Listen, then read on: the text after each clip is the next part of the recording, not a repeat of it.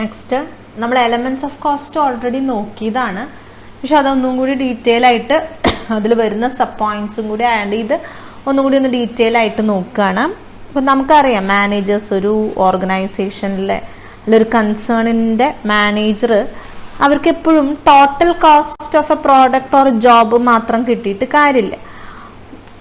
Total കോസ്റ്റിനെ പല കമ്പണൻ്റായിട്ട് അല്ലെങ്കിൽ പല പാർട്സ് ആയിട്ടോ ഡിവൈഡ് ചെയ്യും. അങ്ങനെ ഡിവൈഡ് ചെയ്തിട്ട് മാത്രമേ അതിൻ്റെ cost control and decision making നടക്കുള്ളൂ. അപ്പോൾ ഈ കമ്പണൻസ് അല്ലെങ്കിൽ പാർട്സ് ഓഫ് ടോട്ടൽ കോസ്റ്റിനെയാണ് നമ്മൾ എലമെന്റ്സ് ഓഫ് കോസ്റ്റ് എന്ന് പറയാം.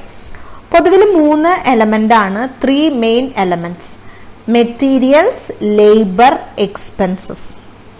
ഇനി ഇത് ഓരോന്നിനെയും ഫർദർ ഡിവൈഡ് ചെയ്യാം. മെറ്റീരിയലിനെ direct material, indirect material.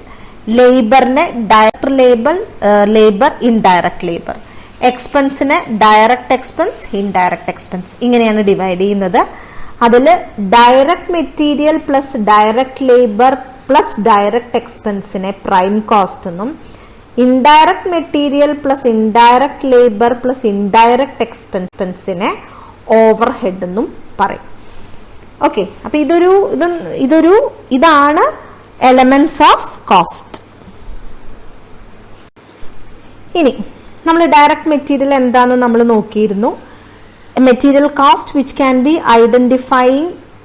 Identified with and allocated to a cost centre or cost unit. നമ്മൾ കോസ്റ്റ് സെന്റർ എന്താ, കോസ്റ്റ് യൂണിറ്റ് എന്താന്ന് നോക്കി. ഒരു കോസ്റ്റ് സെന്ററിനോ ഒരു കോസ്റ്റ് യൂണിറ്റിലേക്കോ ഡയറക്റ്റ് ആയിട്ട് ഐഡന്റിഫൈ ചെയ്യാനും അലോക്കേറ്റ് ചെയ്യാനും പറ്റുന്ന മെറ്റീരിയൽ കോസ്റ്റിനെയാണ് നമ്മൾ ഡയറക്റ്റ് മെറ്റീരിയൽ എന്ന് പറയാം. ഡയറക്റ്റ് മെറ്റീരിയലിൽ എന്തൊക്കെ ഇൻക്ലൂഡ് ചെയ്യുന്നുണ്ട് എന്ന് നമുക്ക് നോക്കാം. Raw materials used for manufacturing the product.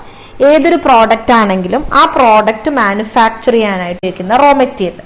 അതായത് ഫർണിച്ചർ ആണെങ്കിൽ ടിമ്പർ, അതുപോലെ ഷൂ ആണെങ്കിൽ ലെതർ, ബ്രിക്ക് ആണെങ്കിൽ ക്ലേ, ഡ്രസ് മേക്കിംഗ് ആണെങ്കിൽ ക്ലോത്ത്, ബുക്ക് മേക്കിംഗ് ആണെങ്കിൽ പേപ്പർ.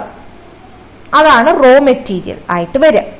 അത് ഡയറക്റ്റ് മെറ്റീരിയലാണ്. കാരണം കറക്റ്റായിട്ട് ഇന്ന റോ മെറ്റീരിയൽ ഇന്ന പ്രോഡക്റ്റിന് എന്ന് നമുക്ക് ഐഡന്റിഫൈ ചെയ്യാം, അലോക്കേറ്റ് ചെയ്യാം.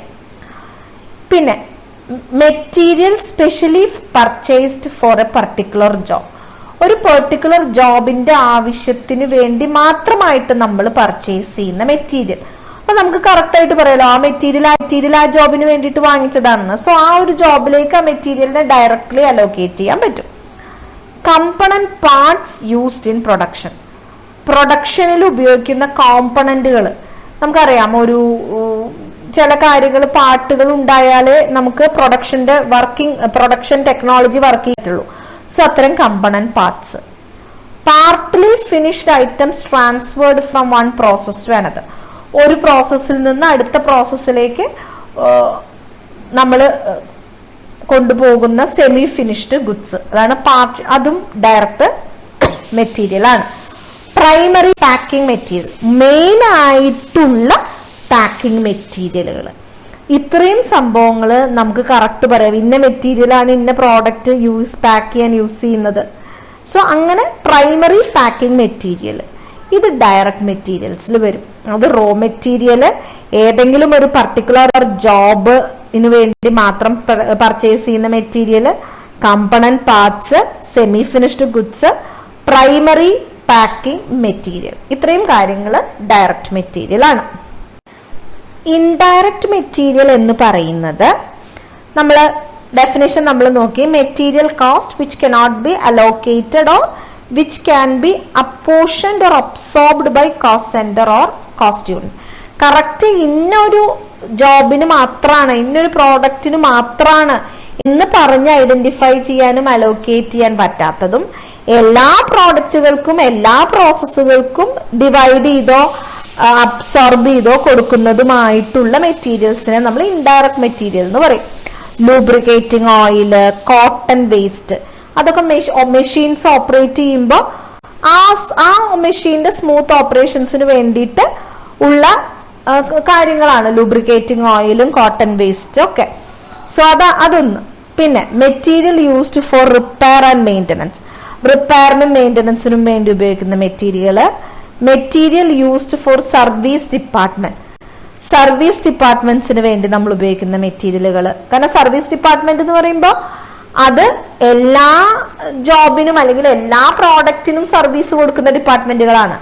അപ്പൊ അങ്ങനെയുള്ള സർവീസ് ഡിപ്പാർട്ട്മെന്റിന് വേണ്ടിയിട്ട് വാങ്ങിക്കുന്ന മെറ്റീരിയൽസ് ഒരിക്കലും ഇന്ന ഡിപ്പാർട്ട്മെന്റിന്റെ മാത്രമാണെന്ന് നമുക്ക് പറയാൻ പറ്റില്ല. അത് നമുക്ക് എല്ലാ ഡിപ്പാർട്ട്മെന്റിലേക്കും അപ്പോർഷൻ ചെയ്യാനോ അബ്സോർബ് ചെയ്യാനേ പറ്റുള്ളൂ. കൺസ്യൂമബിൾ സ്റ്റോഴ്സ്, ചെറിയ ചെറിയ സ്ക്രൂ, നട്ട്, ബോൾട്ട് തുടങ്ങിയിട്ട് അല്ലെങ്കിൽ പേപ്പർ തുടങ്ങിയിട്ടുള്ള consumables. Items of small value, അതായത് നെയില്, ഗമ്മ്, ത്രെഡ്, അതൊക്കെ കോസ്റ്റ് ഇൻകർ ചെയ്യുന്നുണ്ട്. പക്ഷെ അതൊരിക്കലും നമുക്ക് ഇന്ന ഡിപ്പാർട്ട്മെന്റിന് അല്ലെങ്കിൽ ഇന്ന പ്രോഡക്റ്റിന് നമുക്ക് പറ്റില്ല. എല്ലാവർക്കും ആവശ്യമായിട്ട് ഉപയോഗിക്കുന്ന കാര്യങ്ങളാണ് അതൊക്കെ. അപ്പൊ അതാണ് ഇൻഡയറക്റ്റ് മെറ്റീരിയൽ. ഇനി ഡയറക്റ്റ് ലേബർ. ഡയറക്റ്റ് ലേബർ എന്ന് പറഞ്ഞു കഴിഞ്ഞാൽ wages which can be identified with and allocated to cost units അല്ലെങ്കിൽ കോസ്റ്റ് സെന്റർ അല്ലെങ്കിൽ കോസ്റ്റ് യൂണിറ്റ്. ഡയറക്റ്റ് ലേബർ എന്ന് പറയുമ്പോൾ നമുക്കറിയാം, ഡയറക്റ്റ് ലേബർ എന്ന് പറയുമ്പോൾ വേജ് ആണ്. ലേബറിന് എക്സ്പെൻസ് ഇൻകർ ചെയ്യുക എന്ന് പറയുന്നത് വേജസ് മാത്രമാണ്. അപ്പോ എന്താ പറയാ, ഡയറക്റ്റ് ലേബർ എന്ന് പറയുമ്പോൾ ഡയറക്റ്റ് വർക്കേഴ്സിന്, നമ്മൾ ആ ജോലി നേരിട്ട് ചെയ്യുന്ന വർക്കേഴ്സിന് ഡയറക്റ്റ് വേജസ് ആണ് നമ്മൾ കൊടുക്കുക. ഇപ്പൊ ഒരു എന്താ പറയാ, direct wages, process labour, productive labour, prime cost labour എന്നൊക്കെ നമ്മൾ പറയും ഈ ഡയറക്റ്റ് ലേബറിന്. അപ്പൊ അത് നമുക്ക് കറക്റ്റ് ആയിട്ട് യു ക്യാൻ അലോക്കേറ്റ് അല്ലെങ്കിൽ you can identify with a department. അപ്പൊ മാർക്കറ്റിംഗ് ഡിപ്പാർട്ട്മെന്റിൽ വർക്ക് ചെയ്യുന്ന ഒരു ആളുടെ ശമ്പളം അത് കറക്റ്റ് മാർക്കറ്റിംഗ് ഡിപ്പാർട്ട്മെന്റിന് ഇൻകർ ചെയ്യുന്ന കോസ്റ്റ് ആണ് അല്ലെ. അപ്പൊ അതാണ് ഡയറക്റ്റ് ലേബർ എന്ന് പറയുന്നത്. അപ്പൊ കറക്റ്റ് നമുക്ക് പറയാനായിട്ട് പറ്റും. ഇപ്പൊ മെഷീൻ ഓപ്പറേറ്റ് ചെയ്യുന്ന ആൾക്കാര്, അസംബ്ലി ലൈനിൽ വരുന്ന വർക്കേഴ്സ്. അപ്പൊ നമുക്കത് ഇന്ന ആൾക്കാര് ഇന്ന ഡിപ്പാർട്ട്മെന്റിന്റെ എന്ന് നമുക്ക് കറക്റ്റ് ആയിട്ട് പറയാനായിട്ട് പറ്റും. അപ്പൊ അങ്ങനെ വരുന്നതാണ് എന്ത്, ഡയറക്റ്റ് ലേബർ. ഇനി ഇൻഡയറക്റ്റ് ലേബർ എന്ന് പറഞ്ഞാൽ ഇത് ഈ പറഞ്ഞ പോലെ നമുക്ക് അലോക്കേറ്റ് ചെയ്യാനോ പറ്റില്ല ഇന്നൊരു ഡിപ്പാർട്ട്മെന്റിന് ഇന്നൊരു ജോബിനെന്ന് പറഞ്ഞിട്ട്, മറിച്ച് നമുക്കത് അപ്പോർഷൻ ചെയ്യാനോ അബ്സോർബ് ചെയ്യാനോ പറ്റുള്ളൂ പല കോസ്റ്റ് സെന്റേഴ്സിനും കോസ്റ്റ് യൂണിറ്റ്സിനുമായിട്ട്. അതായത് ഇപ്പൊ ക്ലീനിങ് സ്റ്റാഫ്, അവരിപ്പോ ഒരു ഡിപ്പാർട്ട്മെന്റിൽ മാത്രമല്ലോ ക്ലീൻ ചെയ്യുന്നത്. ഇപ്പൊ BBA ഡിപ്പാർട്ട്മെന്റിലെ ടീച്ചേഴ്സ് എന്ന് പറയും, പക്ഷെ BBA ഡിപ്പാർട്ട്മെന്റിലെ ക്ലീനിങ് സ്റ്റാഫിനല്ലല്ലോ പറയാ.